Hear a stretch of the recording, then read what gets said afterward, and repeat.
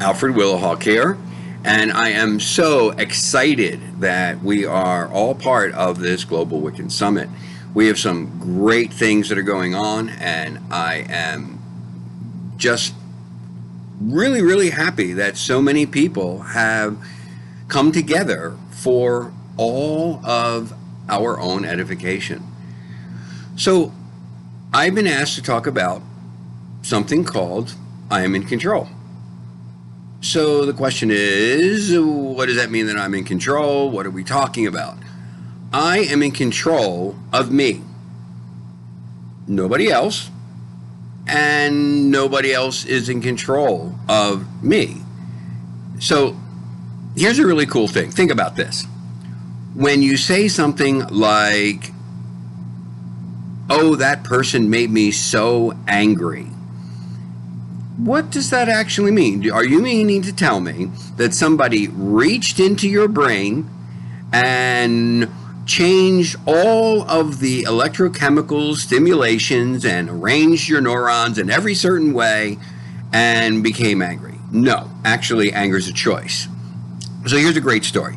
I was traveling down the road and a car got behind me, and it was flashing its lights and being all kinds of crazy, trying to pass me on our country roads here in southern Missouri. And there was a double yellow line. And so I rolled off to the side to let that car pass. Now, the person that was sitting with me was like, well, why did you let that idiot go by you? And then actually said, I hope you get 4 flat tires. And I was like, why would you say that to somebody? Why would you put that out in the air? They're like, well, you know, the guy's being an idiot. He's being rude. He's being this. He's being that. And it's like, okay. Well, here's a thought. What if he was rushing to the hospital because his kid got hurt? And if I slowed down and prevented him from getting there, then wouldn't that be a bad situation? So, yeah, she agreed. And I was like, and so what did it cost me to move over slightly to allow that person to pass? Well, it didn't cost me anything. Of course it didn't cost me anything because I was just being me. Okay, so here's the thing. Think about this. I chose an action which was a positive action for myself and possibly for the other person as well. And by doing that, I may have made the world just a little bit better place, right? So how do you become in control of yourself? Well, one of the things is it's really cool is that there is always this split second between what you perceive and what you decide to do with it. And in that split second, you can decide to do something that is positive or something at least that is neutral, and not allow yourself to do something that would be damaging to yourself or others. I mean, what happens when you actually get angry? As an example, your heart speeds up, the chemicals in your body do all kinds of new stuff, and afterwards you don't feel so good, because ultimately you're the one who made the decision, and it's your body that gets affected, not somebody else's body. Now, I'm not saying that we shouldn't get angry. I'm not saying that to be in control means to be this perfectly balanced and harmonious person all the time, although that's probably a pretty good thing sometimes. But what I am saying is that we can take control of our own lives for our own purposes and not allow others to manipulate or change what we do based upon their decisions. Because every decision that you make is just that, a decision that you made for yourself and not for another person. So there are a whole lot of things that we can do to help with that. You know, and those of us that are in the craft understand something called balance. We have this balance between projective and receptive energy.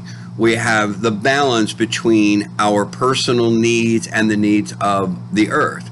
For instance, here's one for you. Do you still use styrofoam? What happens to that styrofoam when you're done? Do you recycle? We here at the White Rayvn Metaphysical Church of the Ozarks are what I would call radical recyclers. And it's a very difficult situation here in southern Missouri because there aren't a lot of places to deal with it. So we end up taking our own choices and making the decision to recycle and then to travel to where those things can go, where they can be disposed of appropriately. Many people out in the country say, if it burns, burn it. If not, bury it. Well, we don't do that. Instead, we separate our bottles, our glassware. We separate our number 2 through 5 plastic, which is what we can recycle. We do have some burnables like cardboard and paper and things like that, and those we do burn, but everything else we recycle. We do this because we are honoring the land that we live in. And we also honor ourselves. How do you honor yourself? Well, one of the things is to not let somebody else take control of you, right? One of the things is to understand your relationship with everything around you. How are you authentic to allow yourself to be in balance and harmony with the universe?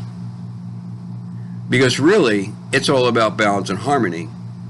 You know, the earth is in harmony with itself, even when it's making crazy changes like volcanoes and things like that and earthquakes. It's still readjusting its own balance. And we can take a lesson from that for ourselves, because what are the volcanoes within yourself? You know, anger is the most obvious, but there are all kinds of things that do that. When you are operating and acting with other individuals, there are things that might be disconcerting to you about those individuals. And the thing is about that is that one of the things that we want to do is that you want to look at that and say, what is it in me that is affected by that something in another person? In other words, what aspect of myself am I seeing in that other person? And then you get the opportunity to look at that and say, is that something that I really want for myself? Or is that something that I really need to examine and to see where that goes? All of these things are things that we can use in order to find our own honor and our own balance and our own harmony. This is what I mean by being in control.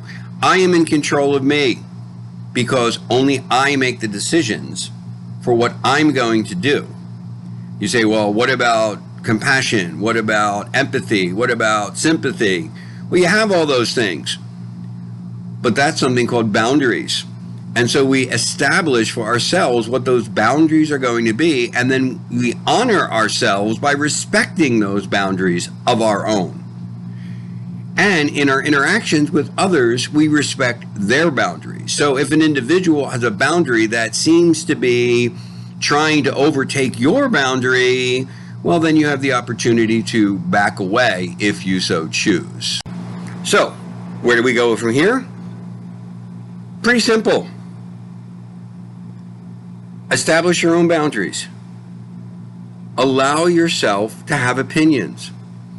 And you know what? If you get angry about something, that's okay. Even if you have a blow up like a volcano. The issue is what you do with it. How you allow yourself to change and how you allow yourself to make your choices based upon your interactions with people around you. This is the key to being in control. This is what it really means when you look in a circle and you see that representation of the goddess and the god that are in there operating together in partnership, projective and receptive. This is what your sacred circle is. It is a balance we already know that it is a separation between the mundane and the metaphysical. But the way that it operates is by creating a harmonious relationship while honoring the boundaries and limits of everything around you. There's your key. I'm in control of me because I'm in control of me. And that's the end of the story. Think about it, utilize it, and have a blessed time.